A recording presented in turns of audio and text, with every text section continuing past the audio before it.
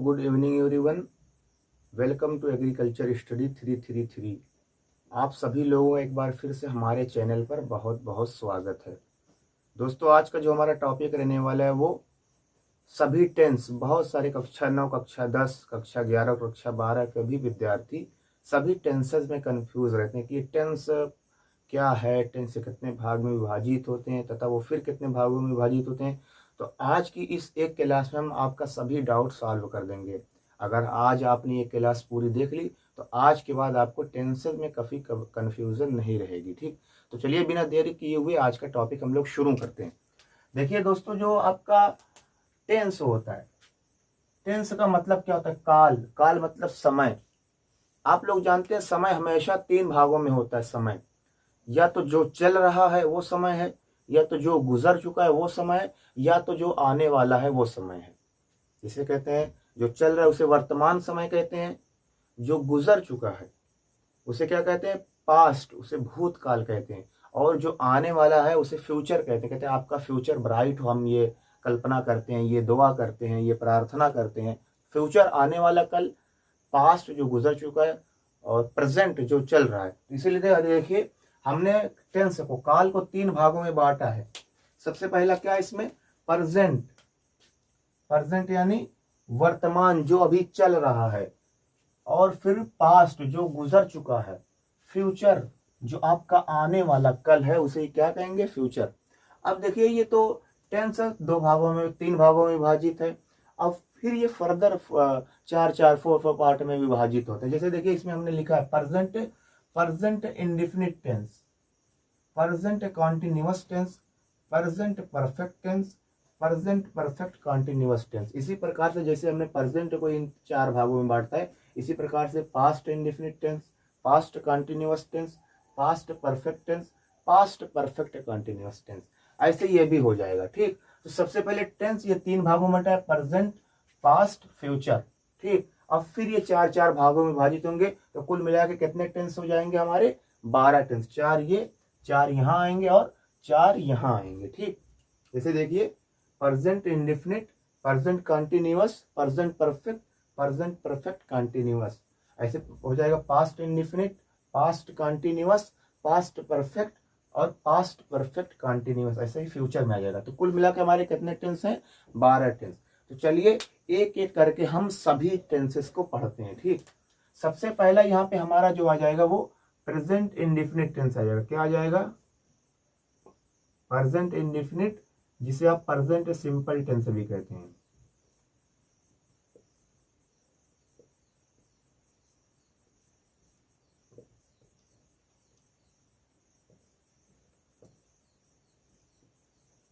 ठीक, present indefinite tense.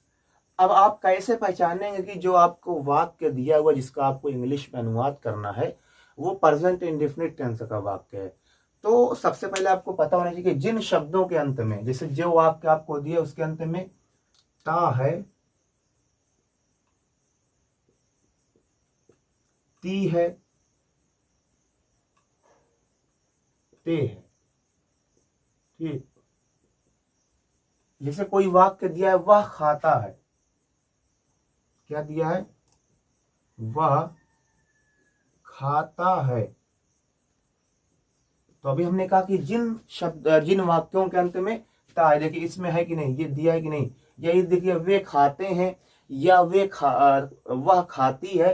तो इससे आपको पता चल जाएगा कि ये हमारा प्रेजेंट इंडेफिनिट टेंस है। जैसे कोई वाक्य दिया है, वह रोता है, वह चिल्लाता है, वह हंसती है, वे जाते हैं, वे आते हैं। तो जिन वाक्यों के अंत में ये ता है, ती है, ते है, इस प्रकार के शब्द आते हैं, जिन वाक्यों के अंत में इस प्रकार के शब्द आते हैं, वो हमारा कौन से टेंस का वाक्य होगा?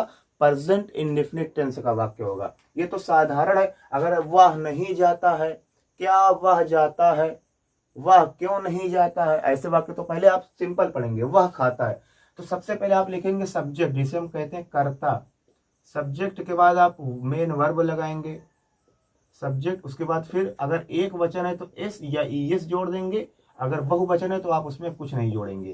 तो आप सबसे पहले देखिए, वह खाता है, वह की अंग्रेजी क्या हो जाएगी? ही। तो भाई वह खाता है, यही तो है, वह खाता है। इसकी अंग्रेजी क्या हो जाएगी? ही। फिर हमने कहा कि वर्ब लगाइए, वर्ब क्या है? ईट। ईट हो गया। अब आप देखिए ये जो कर्ता है, ये जो सब्जेक्ट है, सब्जेक्ट एक वचन है कि बहुवचन है? तो आपको क्या लग रहा है, एक आदमी खाना खा रहा है कि बहुत सारे आदमी खाना खा रहे हैं? एक आदमी खाना खा रहा है, इसलिए इसमें हम एस जोड़ देंगे। ठीक, ये हो गया आपका। या एक आप ऐसे और जोड़ लीजिए, वे स्कूल जाते हैं। क्या हो जाएगा? वे स्कूल जाते हैं। वे स्कूल जाते हैं। ठीक, अब देखिए इसमें क्या लगेगा। अभी हमने कहा कि पहले आप देखेंगे क्या लिखेंगे? कर्ता। तो वे की अंग्रेजी क्या हो जाएगी? दे। दे। फिर क्या आप लगाएंगे? वर्ब लगाएंगे। क्या लगाएंगे? वर्ब। गो माने क्या होता है? जाना।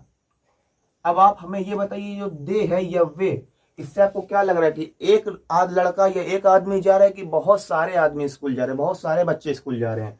अगर एक आदमी जा रहा है तो वह लिखा होता, वे लिखा, इसका मतलब बहुत सारे जा रहे हैं, तो हम एस या ई एस नहीं लगाएंगे। ठीक, गो, दे गो टू स्कूल, ये हो गया। ठीक, अब आप आगे देखिए, अगर आपसे ये पूछ लिया जाए कि वह खाना नहीं खाता है, तब आप कैसे इसका इंग्लिश अनुवाद करेंगे? तब आप इसका कैसे इंग्लिश अनुवाद करेंगे? जैसे आपने पहचान लिया, ते है, ती है, ता है, इससे क्या होगा आपको पता चल जाएगा प्रेजेंट डेफिनेटिव का। अभी हमने बताया कि सिंपल अगर वाक्य कहते हैं तो आप कैसे उसका ट्रांसलेट करेंगे इंग्लिश में। अगर यही आ जाए, सीता खाना नहीं खाती है, सीता खाना नहीं खाती है। ठीक, तो इसमें देखिए पहले, सबसे पहले आप सब्जेक्ट ही लिखेंगे। सबसे पहले क्या लिखेंगे? सब्जेक्ट। लेकिन फिर उसके बाद आप, अगर बहुवचन है तो क्या लगाएंगे? डू। अगर एक वचन है तब आप डज लगाएंगे। ये क्या लगाएंगे? अगर एक है, अगर बहुवचन है तो क्या लगाएंगे? डू। यहां लिख लीजिए बहुवचन। ठीक, अगर एक वचन है तब क्या लगाएंगे? डस का प्रयोग हम करेंगे। ठीक, अब फिर आगे देखिए, फिर इसमें नॉट आता है, फिर आगे नॉट का प्रयोग करेंगे, फिर इसमें वर्ब का प्रयोग करेंगे, फिर अगर ऑब्जेक्ट रहेगा फिर ऑब्जेक्ट का प्रयोग करेंगे। तो आपको याद रखना है कि एक वचन के साथ हम डस का प्रयोग करेंगे और बहुवचन के साथ हम डू का प्रयोग करेंगे। जैसे अब इसको हम इंग्लिश में ट्रांसलेट करते हैं, सीता। सीता की अंग्रेजी क्या होगी? सीता की अंग्रेजी सीता ही होगी। सीता। अब बताइए, सीता एक वचन है कि बहुवचन है? सीता एक वचन है, तो एक वचन के साथ हम किसका करेंगे? डज का प्रयोग करेंगे। Sita does not, Sita does not eat food. ठीक, ये हो गया आपका, Sita does not eat food. एक वचन के साथ हम डज का प्रयोग करेंगे, बहुवचन के साथ हम डू का प्रयोग करेंगे। ठीक, अगर यही आ जाता, वे स्कूल नहीं जाते हैं, वे स्कूल नहीं जाते हैं। ठीक, अगर ऐसे आ जाए, वे स्कूल नहीं जाते हैं, तो इसमें देखिए वे की अंग्रेजी के सबसे पहले सब्जेक्ट लिखेंगे, तो वे की अंग्रेजी आपकी क्या हो जाएगी? दे। दे। अब बचाइए, एक वचन है कि बहुवचन? बहुत सारे लोग हैं तो इसका डू लिख देंगे। They do not go to school, ये होगा। अगर एक वचन है तो डस का प्रयोग करेंगे, अगर बहुवचन है तो हम डू का प्रयोग करेंगे। ठीक, अब अगर आपसे ये पूछ लिया जाए,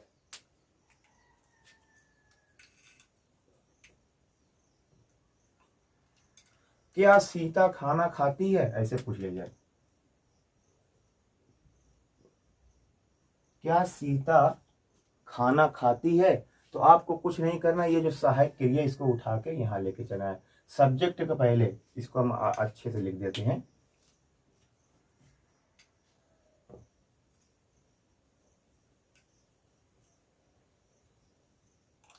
क्या है? क्या सीता खाना खाती है? प्रश्न पूछ लिया, क्या सीता खाना खाती है?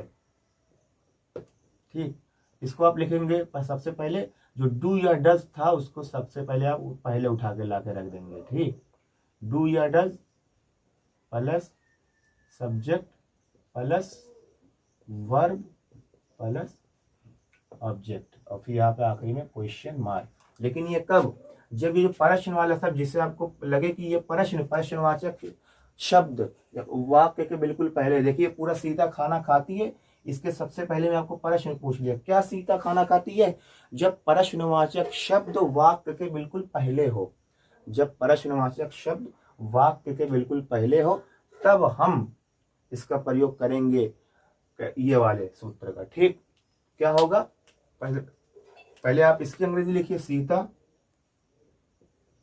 सीता। अब बताइए एक वचन है कि बहुवचन? एक वचन है तो आगे हम क्या प्रयोग करेंगे, डज, डज सीता। अब क्या करेंगे, खाती है, ईट, डज सीता ईट फूड। ठीक, ये कब रहेगा, जब आपका प्रश्नवाचक शब्द वाक्य के बिल्कुल पहले में दिया हो। अगर ही ऐसे पूछ लिया जाए सीता खाना क्यों नहीं खाती है, सीता खाना क्यों नहीं खाती है, सीता खाना क्यों नहीं खाती, अगर ऐसे पूछ लिया जाए तब आप कैसे लगाएंगे? तो आप जो ये क्यों है, क्यों, इसी की अंग्रेजी सबसे पहले उठा के ला कर रख देंगे, बाकी पूरा सूत्र ही प्रयोग करेंगे। क्यों की अंग्रेजी क्या होती है, वाई, वाई। अब फिर एक वचन है तो डज का प्रयोग होंगे, why does Sita eat food. अगर प्रश्नवाचक शब्द वाक्य के बिल्कुल पहले दिया हो तो हम ऐसे सूत्र का प्रयोग करेंगे, जो सहायक क्रिया उसको सबसे पहले लिख देंगे। लेकिन अगर प्रश्नवाचक शब्द बिल्कुल बीच में हो तो इसकी इंग्लिश उठा के लाके सबसे पहले रख देंगे। आपको समझ में आया? अगर यही सीता खाना कब खाती है तो व्हेन माने कब होता है, तो इसकी अंग्रेजी सबसे पहले लाके रख देंगे। सीता खाना कहाँ खाती है, वेयर, इसकी अंग्रेजी सबसे पहले लाके रख देंगे, क्योंकि प्रश्नवाचक शब्द बीच में आ रहा है। अगर प्रश्नवाचक शब्द वाक्य के बिल्कुल पहले तो हम सहायक क्रिया सबसे पहले लगाएंगे, बाकी ऐसे सूत्र का प्रयोग कर देंगे। तो प्रेजेंट इंडेफिनिट कैसे आप पहचानेंगे? अगर किसी वाक्य के अंत में ता है, ती है, ते है, इस प्रकार के शब्द आते हैं तो आप समझ जाइएगा कि वहां पे क्या है, प्रेजेंट इंडेफिनिट टेंस है। ठीक, ये आपका प्रेजेंट इंडेफिनिट टेंस पूरा हो गया। अब इसके बाद हमारा क्या आएगा, प्रेजेंट कॉन्टिन्यूअस टेंस। क्या आएगा, प्रेजेंट कॉन्टिन्यूअस टेंस। ये अब आप आसानी से समझ जाएंगे सब कुछ। प्रेजेंट कॉन्टिन्यूअस टेंस,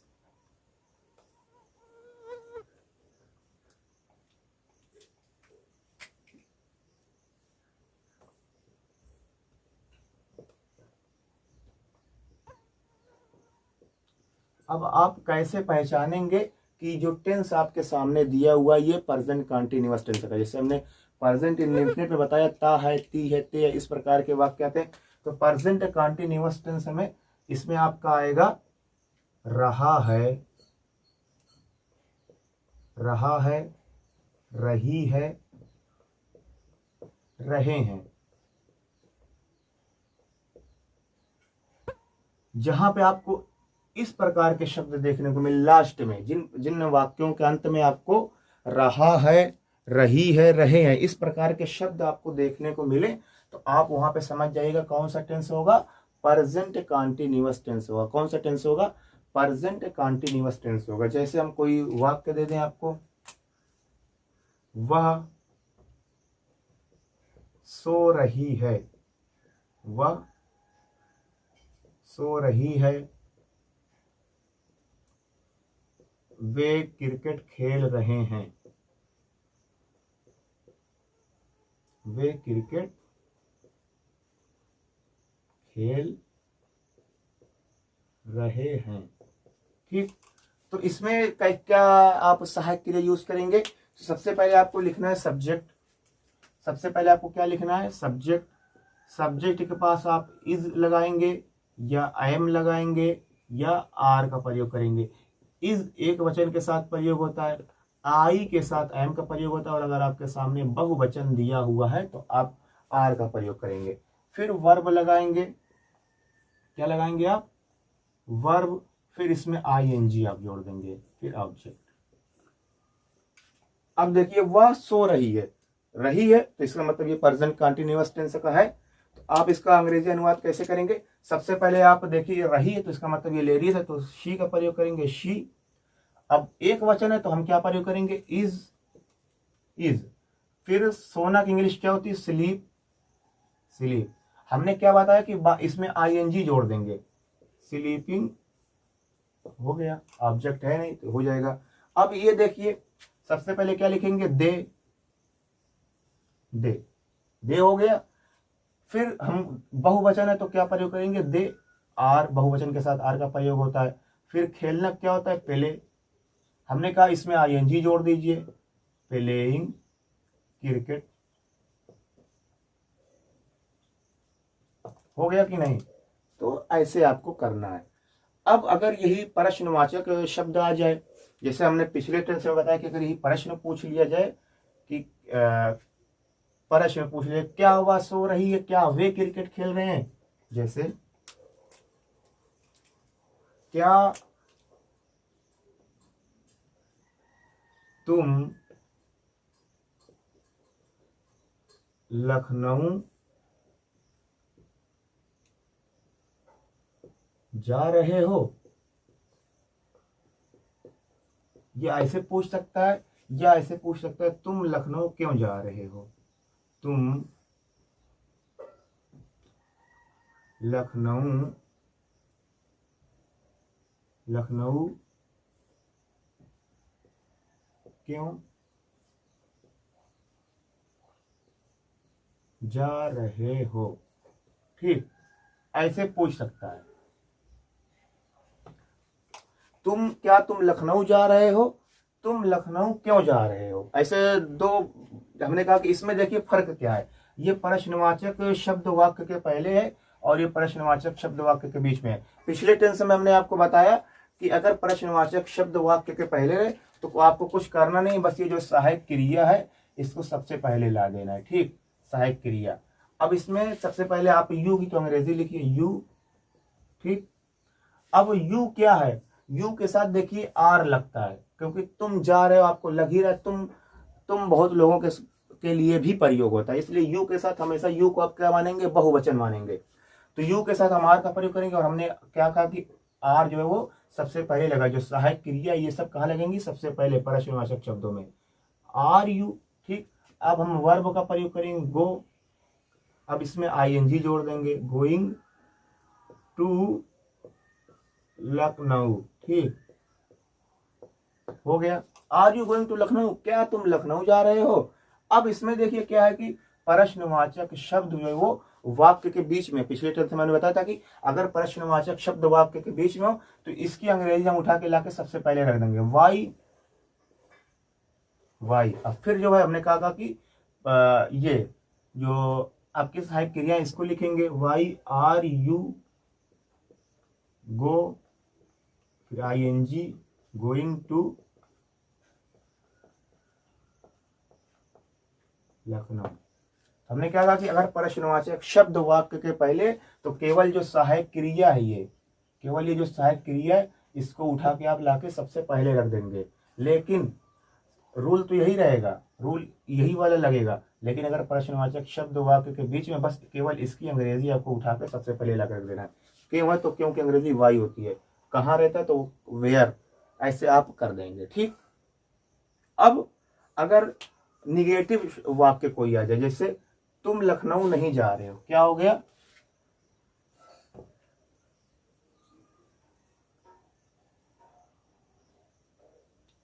तुम लखनऊ नहीं जा रहे हो, ऐसे आ गया, तुम लखनऊ नहीं जा रहे हो, तो केवल इसी सहायक क्रिया के बाद आप नॉट जोड़ देंगे, जैसे यू, फिर आर का प्रयोग करेंगे, you are not going to Lucknow, not going to Lucknow, ठीक।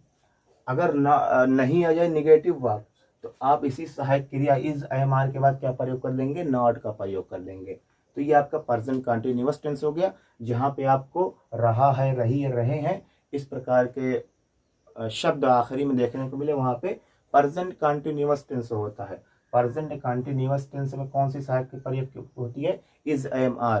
प्रश्नवाचक क्या रहेगा तो यही इज, एम, आर सबसे पहले उठ के चला जाता है। अगर नेगेटिव है तो इज, एम, आर के बाद हम नॉट का प्रयोग करते हैं। ठीक, अब हमारा प्रेजेंट में एक और टेंस दो और बचते हैं, वो क्या है?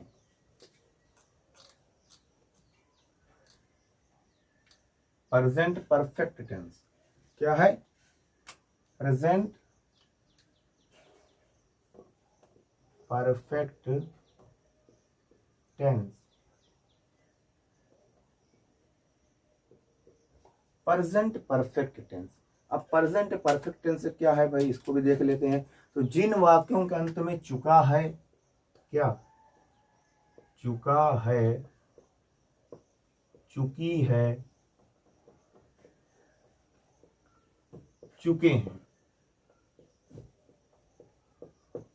इस प्रकार के आपको शब्द अगर देखने को मिलते हैं वाक्यों के अंत में, तो आप समझ जाइएगा वहां पे क्या, जैसे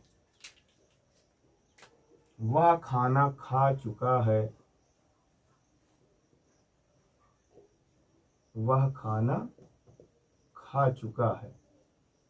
तो हमने कहा कि जिन वाक्यों के अंत में आपको ये सब देखने को मिले, चुका है, चुकी है, चुके हैं, वो कौन से टेंस के होंगे? वो प्रेजेंट परफेक्ट टेंस के होंगे। तो चलिए इसकी भी जाने कैसे कैसे हम प्रयोग करेंगे। सबसे पहले हम सब्जेक्ट का प्रयोग करेंगे, फिर इसके बाद हैज या हैव, अगर एक वचन है तो हैज का प्रयोग करेंगे, अगर बहुवचन है तो हम हैव का प्रयोग करेंगे बहुवचन के साथ। फिर इसमें देखिए एक बदल जाता है, वर्ब का थर्ड फॉर्म यूज होता है। वर्ब का थर्ड फॉर्म होता है, जैसे गो है तो गो वर्ब का फर्स्ट फॉर्म है, गो वेंट, वेंट वर्ब का सेकंड फॉर्म है, और गॉन वर्ब का जो है वो थर्ड फॉर्म है। तो आपको ये याद करना पड़ेगा इसका थर्ड फॉर्म क्या होता है, फिर हम ऑब्जेक्ट लगा देंगे। ठीक, हम ऑब्जेक्ट फिर इसमें लगा देंगे। तो चलिए देखते हैं इसकी क्या। तो सबसे पहले हम क्या लिखेंगे? सब्जेक्ट, तो ही एक वचन है तो ही हैज। अब ईट लिखेंगे, लेकिन ईट का थर्ड फॉर्म यूज होगा तो ईटन फूड, ये हो गया। अगर यहीं पे आ जाता, क्या वह खाना खा चुका है, अगर ऐसे आ जाए क्या वह खाना खा चुका है, तो पिछले टेंस में बताया था कि ये हैज और हैव जो है वो सहायक क्रिया जो है, इसको उठा के सबसे पहले ला कर देंगे, तो इसी हैज को यहां ला के कर देंगे। ठीक, ये हो गया। हो गया कि नहीं? अगर यहीं आ जाता कि वह खाना नहीं खा चुका, तो हैज हैव के बाद हम नॉट का प्रयोग कर लेते। ठीक, हैज हैव के साथ हम नॉट का प्रयोग कर लेते। तो इसमें एक वचन के साथ हैज का प्रयोग होता है, बहुवचन के साथ हैव का प्रयोग होता है। अगर प्रश्नवाचक शब्द है, अगर प्रश्न पूछ लिया जाए तो इसी को सबसे पहले उठा के लग कर देंगे। अगर पर नॉट नहीं, निगेटिव नकारात्मक वाक्य आ जाए तो हम इसी के बाद हैज या हैव के बाद नॉट का प्रयोग कर लेंगे। अच्छा, अगर यहाँ पे आ जाता, क्या वह खाना क्यों खा चुका है। ठीक, वह खाना क्यों खा चुका है, बस ये जो प्रश्नवाचक शब्द वाक्य के बीच में, इसकी अंग्रेजी सबसे पहले आप ला के लिख देंगे। बस हमने ये आपको बताया, प्रश्नवाचक शब्द अगर बीच में तो उसकी अंग्रेजी केवल आपको सबसे पहले ला के लिखना है। बाकी जो इंट्रोगेटिव वाला वाक्य, प्रश्नवाचक शब्दों वाला वाक्य, वो बिल्कुल सेम ही रहेगा। एक टेंस और आपका बचा है, फिर इसको पढ़ लें, बाकी हम कल पढ़ेंगे। ठीक,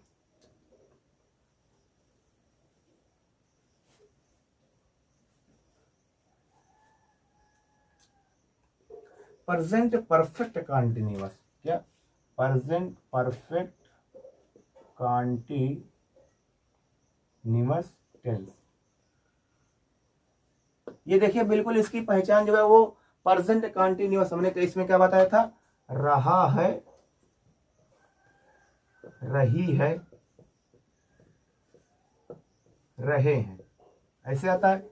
मगर इसमें समय भी दिया हो, जैसे खाना 2 घंटे से खा रहा है, दवाइयां 5/2015 से बेच रहा है, ऐसे आ जाए। समय भी साथ में दिया हो, जैसे हम कोई शब्द यहाँ पे लिख रहे हैं, कोई वाक्य, वह 4 दिनों से सो रही है, वह 4 दिनों से सो रही है। ठीक, वह 4 दिनों से सो रही है। इसमें आप कैसे आप इसकी अंग्रेजी बताएंगे? सबसे पहले आपको लिखना है सब्जेक्ट, सब्जेक्ट के पास, क्योंकि ये भाई परफेक्ट टेंस का इसलिए इसकी हैज या हैव प्रयोग होगा। ठीक, फिर इसमें बीन, ठीक, फिर वर्ब, फिर आईएनजी, उसके बाद आप सिंस या फॉर लगाएंगे, सिंस या फॉर, अभी बता रहे हैं, फिर ऑब्जेक्ट। अब देखिए, अगर निश्चित समय, क्या अगर समय आपका निश्चित है तो दिया गया है, तब आप क्या लगाएंगे? सिंस लगाएंगे। अगर समय जो है अनिश्चित है, अगर समय अनिश्चित है तो आप फॉर का प्रयोग करेंगे। जैसे 4 दिन से, 4 दिन पता नहीं कौन से 4 दिन, एक महीने पहले वाले 4 दिन थे कि 5 महीना पहले वाले 4 दिन थे, 4 दिन निश्चित नहीं है। अगर यह है पिछले 4 दिनों से या संडे से, मंडे से, 2015 से, तो वो निश्चित होता है। निश्चित समय के लिए हम सिंस का प्रयोग करेंगे। अब इसको देखिए, इसकी इंग्लिश कैसे बनेगी? अब लड़की है तो क्या लगेगा? शी, एक वचन के साथ हैज का प्रयोग करेंगे। She has been sleep, sleeping हो जाएगा, स्लीपिंग फॉर 4 डेज। अगर यहां पे आ जाता 4 बजे से, क्या हो जाता? 4 बजे से, तो यहाँ पे आप तब सिंस का प्रयोग करते कि सिंस 4 o'clock। ठीक, अगर आपका प्रश्नवाचक शब्द आ जाए तो ये आपका सबसे पहले चलेगा, हैज या हैव। अगर निगेटिव आ जाए तो हैज हैव के बाद आप नॉट का प्रयोग करेंगे। सब में उसी प्रकार का रूल रहता है। प्रश्नवाचक अगर आ जाए तो हैज या हैव को सबसे पहले ला देंगे, और अगर निगेटिव आ जाए तो हैज या हैव के बाद हैज या हैव के बाद नॉट का प्रयोग आप करेंगे। तो सिंस या फॉर निश्चित समय के लिए सिंस, अनिश्चित समय के लिए फॉर का प्रयोग होता है। आज के लिए इतना ही, फिर मिलेंगे आपसे नेक्स्ट वीडियो में। और जो आपका पास्ट बचा है, एक वीडियो में पास्ट को कवर करेंगे और फिर एक वीडियो में फ्यूचर को करेंगे। तब तक के लिए धन्यवाद।